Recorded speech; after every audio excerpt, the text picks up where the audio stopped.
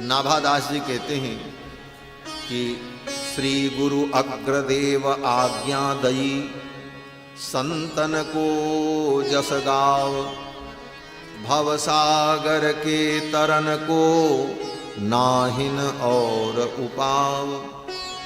श्री नाभादास जी श्री भक्तमाल के मंगलाचरण में कहते हैं कि हमारे गुरुदेव श्री अग्रदेवदास जी महाराज ने आज्ञा दी है कि संतों के जस को गाओ, संतन को जस गाओ, भवसागर के तरन को नाहिन और उपाव। भवसागर से पार जाने का कोई और उपाय नहीं है, संतों के चरित्र को गाओ। और अपने गुरु की आज्ञा मान करके श्री नाभादास जी ने संतों के चरित्र का गान किया। नाभादास जी के गुरु श्री अग्रदेवदास जी महाराज, जो कि श्री कृष्णदास पैहारी जी के शिष्य हैं, अग्रदेवदास जी महाराज, और श्री संप्रदाय की पवित्र परंपरा में 4 संप्रदाय हैं वैष्णव के। श्री संप्रदाय, ब्रह्म संप्रदाय, रुद्र संप्रदाय और सनकादि संप्रदाय। वैष्णव भक्ति के 4 संप्रदाय हैं। श्री संप्रदाय माने श्री जी के द्वारा जो संप्रदाय आगे चला उस संप्रदाय का नाम श्री संप्रदाय। ब्रह्मा जी के द्वारा जो संप्रदाय प्रवर्तित हुआ वो ब्रह्म संप्रदाय। सनकादिकों के द्वारा जो संप्रदाय प्रवर्तित हुआ वो सनकादि संप्रदाय। और भगवान शंकर के द्वारा, रुद्र के द्वारा जो भक्ति का संप्रदाय प्रवर्तित हुआ उसका नाम रुद्र संप्रदाय। भगवान नारायण ने इन 4 को मंत्रोपदेश दिया। भगवान नारायण ने लक्ष्मी जी को मंत्र दिया, फिर लक्ष्मी जी ने उस मंत्र को देकर के आगे जो बढ़ाया उस परंपरा का नाम श्री संप्रदाय। क्योंकि श्री जी प्रथम दीक्षित होकर भगवान के द्वारा मंत्र को प्राप्त करके परंपरा को आगे बढ़ाती हैं, इसलिए इस परंपरा का नाम श्री संप्रदाय। श्री संप्रदाय के आचार्य भगवान श्री रामानुजाचार्य, श्री रामानंदाचार्य, ये श्री संप्रदाय। और ब्रह्म संप्रदाय, भगवान ने ब्रह्मा जी को मंत्र का उपदेश किया और फिर ब्रह्मा जी ने अपने शिष्यों को मंत्र दिया। वो परंपरा जो चली उस परंपरा में आगे चल करके इस कलयुग में श्री माध्व मुनि हुए, जिनको मध्वाचार्य कहा जाता है, जिनकी मूल पीठ उडुपी में है, कर्नाटका में। और उन्हीं की परंपरा से जो शाखा निकली माध्व गौड़ेश्वर परंपरा, जिसको श्री चैतन्य महाप्रभु जी की पवित्र परंपरा हम लोग कहते हैं, गौड़ीय वैष्णव, ये माध्व संप्रदाय की परंपरा का ही एक भाग है, एक शाखा। और भगवान ने शंकर जी को मंत्र दिया, रुद्र को, और रुद्र के द्वारा जो परंपरा चली भक्ति मार्ग की, उस परंपरा में आगे चल करके श्री विष्णु स्वामी हुए। और विष्णु स्वामी जी की परंपरा में आगे श्री बिल्वमंगल जी इत्यादि महान भक्त हुए। और उसी परंपरा में श्री वल्लभाचार्य जी महाराज, जिन श्री वल्लभाचार्य जी के शिष्य सूरदास जी महाराज, वह परंपरा जो है वो रुद्र संप्रदाय की परंपरा, उसी को पुष्टि मार्ग कहते हैं। और चौथी परंपरा सनकादि परंपरा। भगवान ने सनक सनंदन सनातन सनत कुमार को मंत्रोपदेश दिया और सनकादिकों से वो परंपरा जो चली उसी परंपरा में श्री निम्बारकाचार्य महाप्रभु हुए, जिनके द्वारा वैष्णव भक्ति का मार्ग प्रवर्तित हुआ। तो निम्बार्क संप्रदाय जो है वो सनकादि संप्रदाय। श्री ब्रह्मरुद्र सनकाह चत्वारः संप्रदायिन, ये 4 संप्रदाय, इसी को 4 संप्रदाय कहते हैं। श्री संप्रदाय, रुद्र संप्रदाय, ब्रह्म संप्रदाय, सनकादि संप्रदाय। और जो जिस संप्रदाय में दीक्षित हो उस संप्रदाय की परिपाटी के अनुकूल ही भगवान की भक्ति करनी चाहिए, तभी भक्ति में सफलता हो। श्रीमद् भागवत महापुराण के महात्म्य में जब कलयुग के धर्म का वर्णन करते हैं वेद व्यास जी महाराज, तो वहां पर कहते हैं कलयुग जब आएगा तो घोर कलयुग आने पर लोग नास्तिक हो जाएंगे, ब्राह्मण लोग भी वेद विक्रयी हो जाएंगे,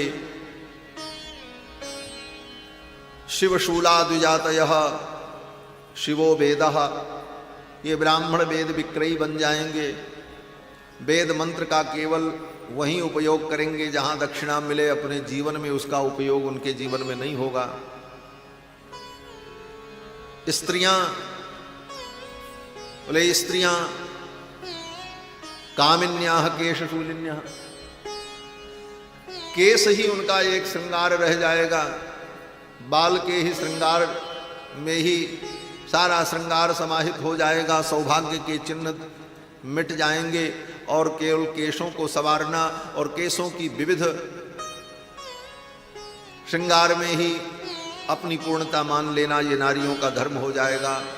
कलयुग के दोष का जहां वर्णन किया ये सब वेद व्यास जी ने कहा, वहां पर उसी प्रसंग में यह भी कहा कि घोर कलयुग जब आएगा तो लोग संप्रदाय के अनुकूल भगवान की भक्ति नहीं करेंगे, मनमानी भक्ति करने लग जाएंगे। नहीं कुत्रापि वैष्णवता संप्रदाय पुरस्सरा, संप्रदाय के अनुकूल भक्ति लोगों के अंदर नहीं दिखाई पड़ेगी।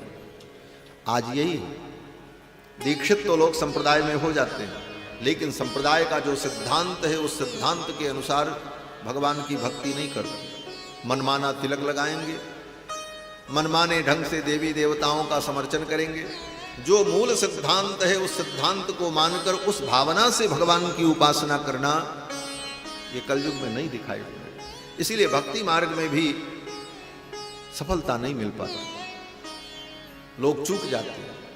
इसलिए वैष्णव भक्ति में अपने अपने आचार्यों की परंपरा के अनुकूल भगवान की भक्ति करनी चाहिए।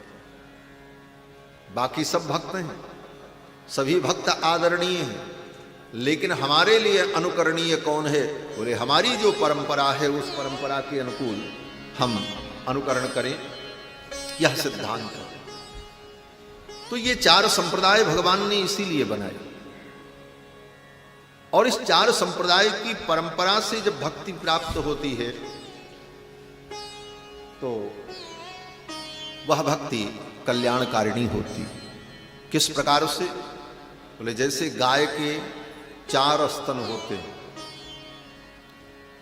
और उन 4 स्तन में जो नैसर्गिक छिद्र है उस नैसर्गिक छिद्र से ही दूध प्राप्त होता है, उसी प्रकार भगवान की भक्ति का रस इन 4 सिद्ध संप्रदायों के मार्ग से ही हमें प्राप्त होगा। अगर कोई सोचे कि हम 5वां छिद्र अपने मन से बना लें, उसमें से भी दूध निकलेगा, बोले 5वां छिद्र तुम बनाओगे तो दूध नहीं निकलेगा, खून निकलेगा। दूध तो उन्हीं 4 छिद्रों से प्राप्त होगा जो नैसर्गिक है, प्राकृतिक है, अनादिकाल से। उसी प्रकार 4 संप्रदाय जो है उन 4 संप्रदायों की परंपरा से जो भक्ति प्राप्त होगी वही शुद्ध भक्ति होगी और वही भक्ति रस आपका कल्याण करेगा। इसलिए मनमानी भक्ति नहीं करनी।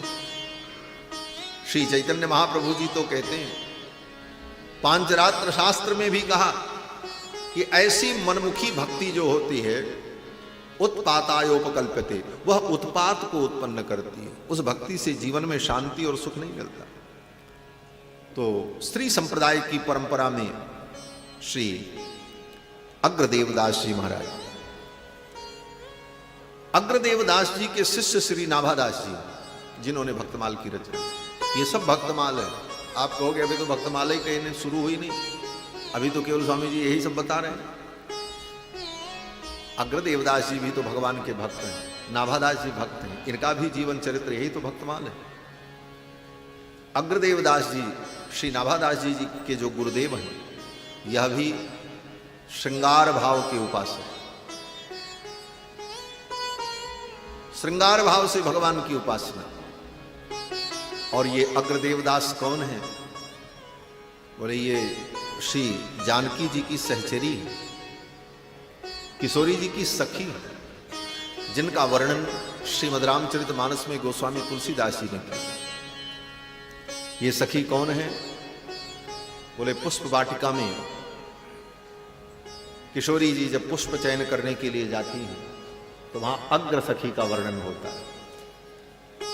जिस सखी को लेकर किशोरी जी पुष्प वाटिका में पुष्प चयन करने के लिए जाती हैं, वो सखी आगे आगे चलती है, प्रधान सखी है, इसलिए भी अग्र सखी, चली अग्रलय। वही अग्र सखी अग्र देवदास जी महाराज, किशोरी जी की सखी, श्रृंगार भाव की उपासना है। वहां पर गोस्वामी जी महाराज कहते हैं, चली अग्र करि प्रिय सखी सोई, चली अग्र करि प्रिय सखी सोई, प्रीत पुरातन लख न कोई, प्रीत पुरातन लख न कोई, प्रीत पुरातन लख न कोई, प्रीत पुरातन लख न कोई, चली अग्र करि प्रिय सखी सोई, चली अग्र करि प्रिय सखी सोई, चली अग्र करि प्रिय।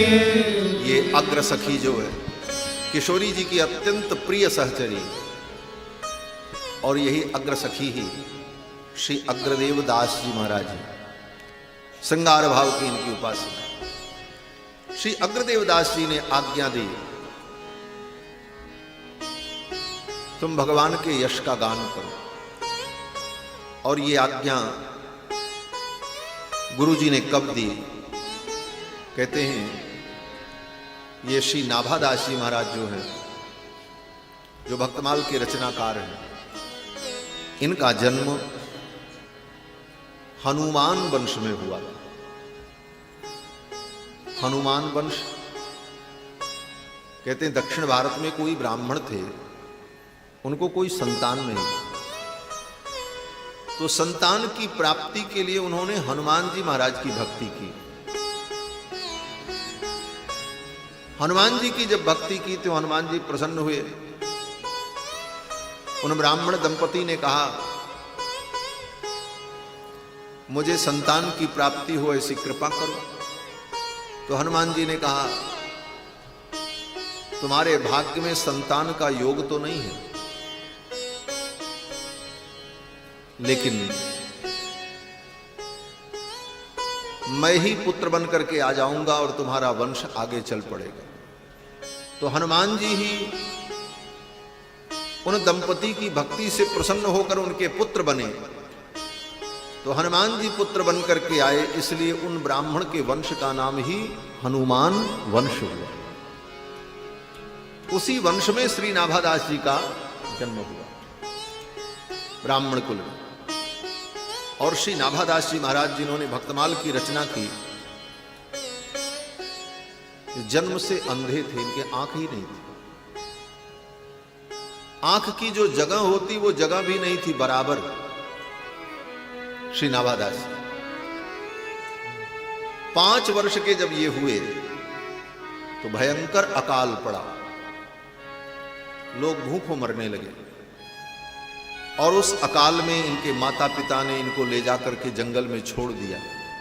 अपने प्राण की रक्षा करना ही कठिन हो गया था। तो उस अकाल में इनके माता पिता ने इनको ले जाकर जंगल में छोड़ दिया। और जंगल में जब छोड़ दिया तो अकेले अंधे 5 वर्ष के बालक श्री नाभादास जी रो रहे थे बैठ। उसी समय श्री अग्रदेवदास जी महाराज और श्री कील देवदास जी महाराज, ये दोनों गुरु भाई, दोनों महात्मा विचरण करते हुए उस जंगल में कहीं से पहुंच गए। इस विषय का परिचय देते हुए प्रियादास जी महाराज वर्णन करते हैं, हनुमान वंश में ही जन्म प्रसिद्ध। हनुमान वंश ही में जन्म प्रसिद्ध, जाको भयो दृगहीन सोना दीन बात धारिये। हनुमान वंश ही में जन्म प्रसिद्ध, जाको भयो दृगहीन सोना दीन बात धारिये। उमरी बरस 5 मालिक अकाल आँच, माता बन छोड़ी गई विपत्ति बिचारिये। उमर बरस 5 मालिक अकाल आँच, माता बन छोड़ी गई विपत्ति बिचारिये। दिल ओ अगर ताही डगर दरस दियो, लियो यो अनाथ जाने पूछियो उचारियो। दिल ओ अगर ताही डगर दरस दियो, लियो यो नाथ जानी पूछी सोचारिये। अग्रदेवदास जी और श्री कीलदेव जी, ये दोनों गुरु भाई श्री कृष्णदास पैहारी जी के शिष्य, दोनों बड़े सिद्ध कोटि के महात्मा, ये दोनों विचरण करते हुए उस जंगल में आए। देखा 5 वर्ष के बालक को, दृगहीन बालक, दुखी। तो कीलदेव जी ने पूछा,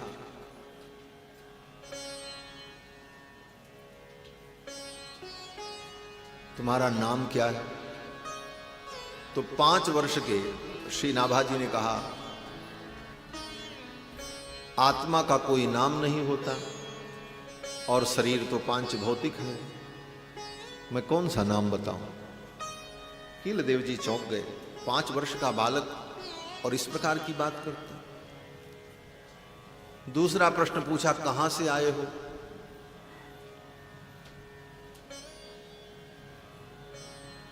तो नाभादास जी ने कहा, जहां से सब जीव आते हैं वहीं से मैं भी आया हूं, और कोई कहीं भी आता जाता है तो उसके कर्म ही उसको वहां तक ले जाते हैं, मेरा कर्म मुझे यहां लेकर के। इन सारी बातों को सुनकर श्री कीलदेव जी को अनुभव हुआ कि ये कोई दिव्यात्मा है, इसकी बातें बड़ी विलक्षण हैं और यह कोई पवित्र आत्मा है, अपने कर्म के परवश संसार में पैदा हुआ है, इसके द्वारा संसार में कोई बहुत बड़ा कर्म होने वाला है। यह सब जानकर श्री कीलदेव जी ने अग्रदेव जी को इशारा किया, इसे मंत्र दीक्षित कर दो और इसे साथ ले चलो। उसी समय श्री कीलदेव जी ने अपने कमंडल से जल लेकर नाभादास जी की आंखों पर छिड़का। जन्म से अंधे जो नाभादास जी थे उनकी दोनों आंखें प्रकट हो गई। कीलदेव जी का ऐसा दिव्य चमत्कार, बड़े सिद्ध कोटि के संत थे। बड़े सिद्ध जल लेका मंडल सोची के जन, चैन भयो फूले चक जोरी को निहारिये। बड़े सिद्ध जल लेका मंडल सोची के जन, चैन भयो फूले जग जोड़ी को निहारिये। बड़े सिद्ध जल प्रियादास जी कहते हैं कि ये अग्रदेवदास जी और कीलदेवदास जी दोनों गुरु भाई बड़े सिद्ध थे महाराज। सिद्धि का चमत्कार था। कमंडल सो सींचे नयन, अपने कमंडल के जल से ज्यों ही आंखों पर छींटा दिया, नाभादास जी की दोनों आंखें खुल गई। सींचे नयन बयन भयो, खुले चख जोरी को निहार के। और ज्यों ही आंख खोली तो संतों की इस जोड़ी को देखा, अग्रदेवदास जी महाराज को और कीलदेव जी। धन्य है श्री नाभादास जी ने, जिन्होंने आंख खोली तो संसार का दर्शन नहीं हुआ, सर्वप्रथम इनको संत का दर्शन, संत का प्रथम दर्शन किया। अपनी आंखों से। दुनिया तो बाद में देखी, पहले संतों को देखा। इसीलिए संतों के चरणों में नाभादास जी की अगाध श्रद्धा। इसी कारण से नाभादास जी ने संतों का चरित्र लिखा, भक्तमाल की रचना। फिर तो आंखें जब खुल गई, संतों को देखा, चरणों में गिर पड़े श्री नाभादास जी महाराज।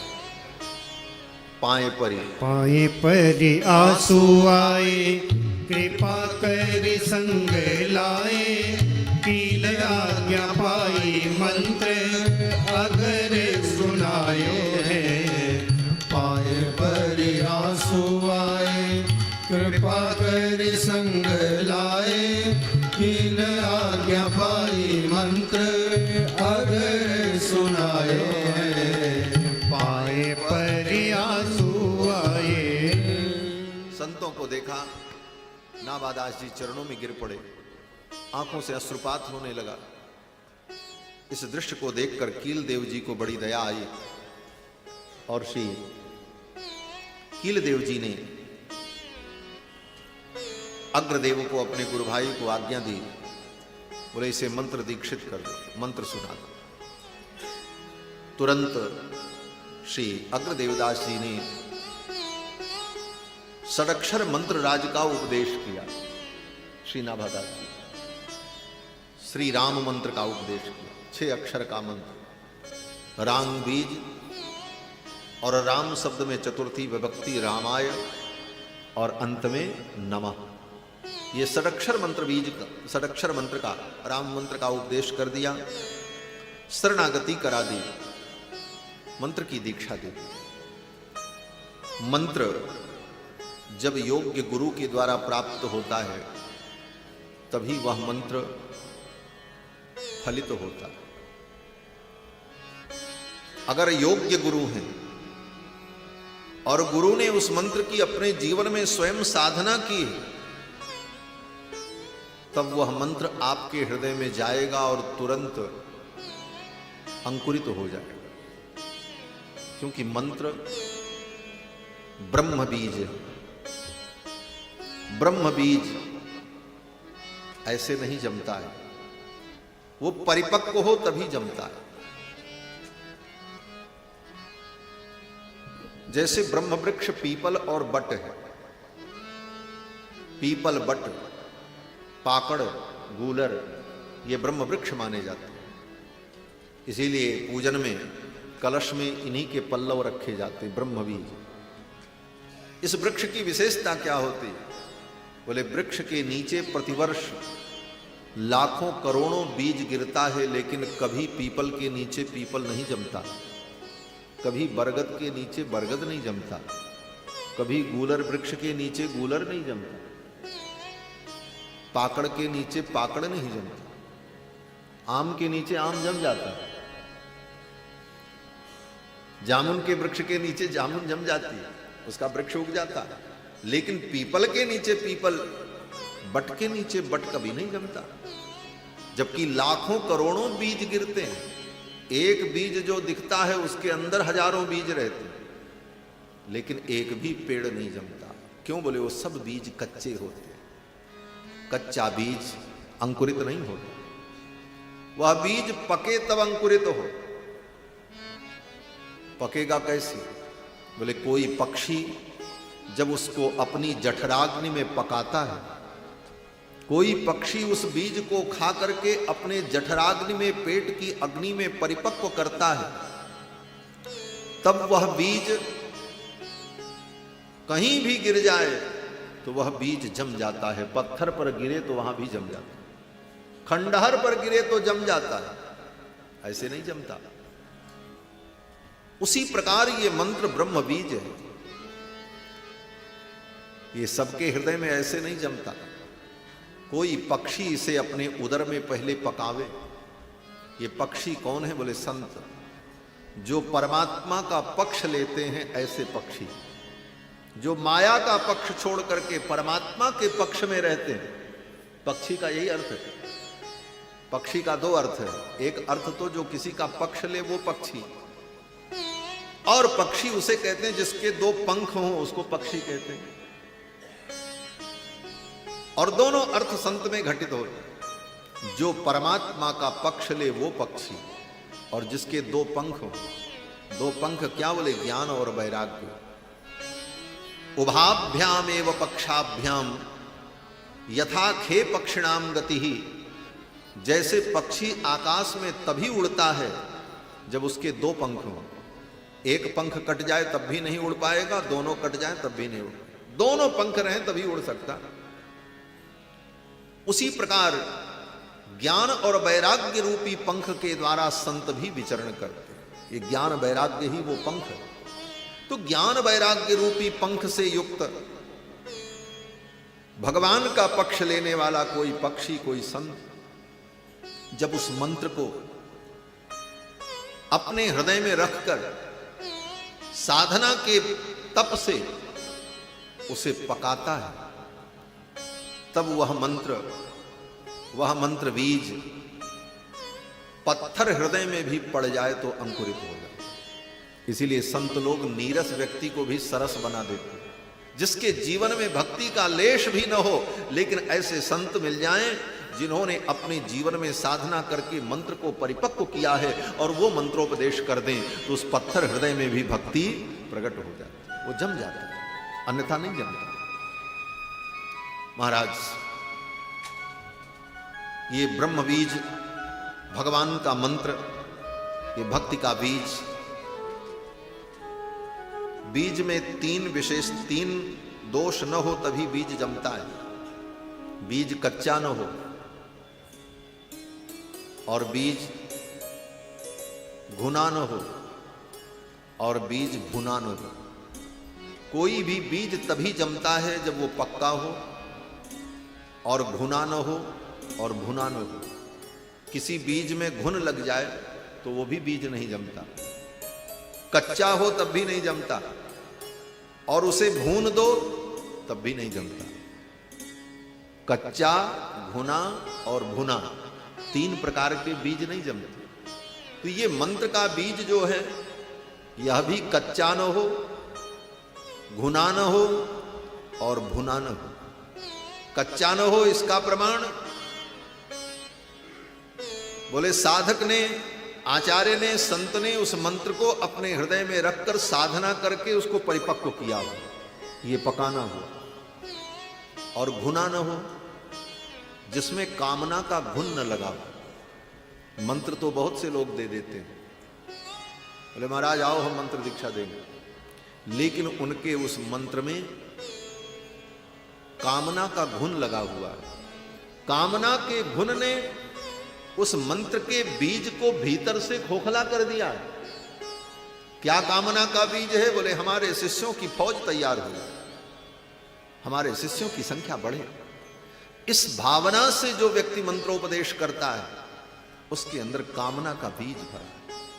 कामना के घुन ने उस मंत्र के बीज को भीतर से खोखला कर दिया, इसलिए वो भी भक्त के हृदय में जाकर के जमेगा नहीं जमेगा। गुना न हो और भुना न हो। भुना माने मंत्र देने वाला व्यक्ति अपने अहंकार और दंभ की अग्नि में अगर मंत्र को भून दिया है तो वह भुना हुआ बीज भी नहीं जमेगा। जिसके अंदर विनम्रता हो, त्याग हो, सरलता हो, ऐसे महापुरुष के द्वारा जब मंत्र प्राप्त होता है तभी वह मंत्र हृदय में अंकुरित होता है। तो घुना न हो, भुना न हो, कच्चा न हो। साधना के द्वारा साधक ने उस मंत्र की उपासना करके, स्वयं अनुष्ठान करके उसे अपने जीवन में साधा हो, तब उस मंत्र का वह उपदेश करता है तो भक्त के हृदय में वह मंत्र अंकुरित हो जाता है, भक्ति प्रतिष्ठित हो जाती है। अग्रदेवदास जी ऐसे ही महापुरुष संत, उनके गुरु भाई कीलदेव जी ने आज्ञा दी। नहीं तो कीलदेवदास जी बड़े गुरु भाई थे, अग्रदेव जी छोटे थे। कीलदेव जी सोचते मैं ही अपना चेला बना लूं इसको, लेकिन वहां चेला बनाने की होड़ नहीं थी कि कोई हमारा चेला बन जाएगा तो हमारा अनुयायी बढ़ेगा। यहां तो गुरु भाई में ही झगड़ा होता है। कि शिष्य समाज हमारा, वो कहता है शिष्य समाज हमारा। ये साधु समाज में आने के बाद भी शिष्य समाज को लेकर के लड़ाई होती है। बड़ी विडंबना है, बहुत बड़ी विडंबना है। हमारे पूज्य स्वामी जी कहा करते थे, व्यक्ति घर छोड़ करके साधु बनता है, लेकिन ये माया दूसरे रूप में आकर के पकड़ लेती है। वहां घर की माया छूटी तो मठ मंदिर की माया ने पकड़ लिया। वही बिल्डिंग, वही पत्थर, वही ईंटा। वहां की माया छोड़ी तो वो माया दूसरे रूप में, ईंटा पत्थर के रूप में, बिल्डिंग महंथी के रूप में आ गई। इस माया ने पकड़ा। वहां परिवार छोड़ा, भाई बंधु को छोड़ा, उनके प्रति जो हमारा मोह था वो छूटा। लेकिन यहां आकर के शिष्य प्रशिष्य में मोह हो गया, ये मेरा चेला, ये मेरा चेला। वहां आस पड़ोस के लोगों से प्रतिस्पर्धा थी। सब कुछ छोड़ करके आने के बाद साधु समाज में साधुओं की एक दूसरे से प्रतिस्पर्धा हो गई। वो महंत तो हम श्री महंत, वो श्री महंत तो हम महामंडलेश्वर, वो महामंडलेश्वर बोले तो हम जगत गुरु, हम जगत गुरु, वो जगत गुरु बोले तो हम ब्रह्मांड गुरु, बोले वो ब्रह्मांड गुरु तो हम विश्व गुरु। ये सब सारी बातें क्यों? वास्तव में भगवान की माया बड़ी विचित्र है। ये बड़े बड़े को मोहित कर देती। शिव विरंच कह मोह ही को है बपुरा आन, ये ब्रह्मा शंकर को भी मोह में डाल दे। संत समाज में आने के बाद भी सावधान न रहे व्यक्ति तो माया किस रूप में उसको पकड़ती है पता ही नहीं चलता। लेकिन श्री कील देवदास जी महाराज अग्र देवदास जी से कहते हैं, आप इनको मंत्र दे। बड़े गुरु भाई हैं कील देव जी, अग्र देवदास जी छोटे गुरु भाई। लेकिन छोटे गुरु भाई को कहा, आप ही मंत्र दे करके इसको दीक्षित कर दो। मंत्र दीक्षा दी। अग्र देवदास जी ने षडक्षर मंत्र सुनाया और मंत्र देने के बाद सेवा बताई। खाली गुरु जी से कान में मंत्र ले लो और कोई सेवा, कोई कैंकर्य आपको प्राप्त नहीं हुआ तो भक्ति की साधना आगे नहीं बढ़ पाती।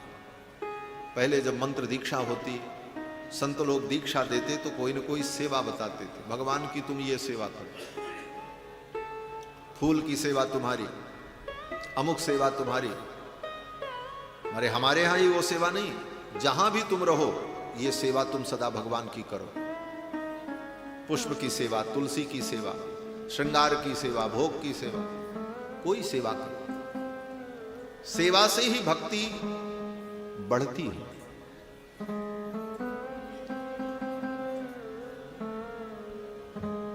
श्री गुरु जी ने सेवा बताई। और गुरु जी ने क्या सेवा बताई? बोले नाभादास जी को 5 वर्ष के बालक को मंत्र दीक्षा देकर के अग्रदेवदास जी अपने साथ लेकर के आ गए। कहां पर? बोले जयपुर। जयपुर के पास में एक क्षेत्र है जिसका नाम है गालवाश्रम, जिसको गलता गद्दी कहते हैं, गलता पीठ, उसी का नाम गालवाश्रम। महर्षि गालो का वो आश्रम, वहां पर गालो महर्षि ने तप किया। बड़ा ही सुंदर पवित्र क्षेत्र है और वहां बड़ा सुंदर सरोवर है, दिव्य स्थान। वहीं पर श्री अग्रदेवदास जी महाराज विराजते थे, गलता में। वहीं गलता आश्रम में लेकर के आए और नाभादास जी को सेवा बताई। बोले क्या सेवा? बोले संतों की सेवा करो। वहां गलता आश्रम में जो संत आवे उनकी सेवा में नाभादास जी को लगा दिया।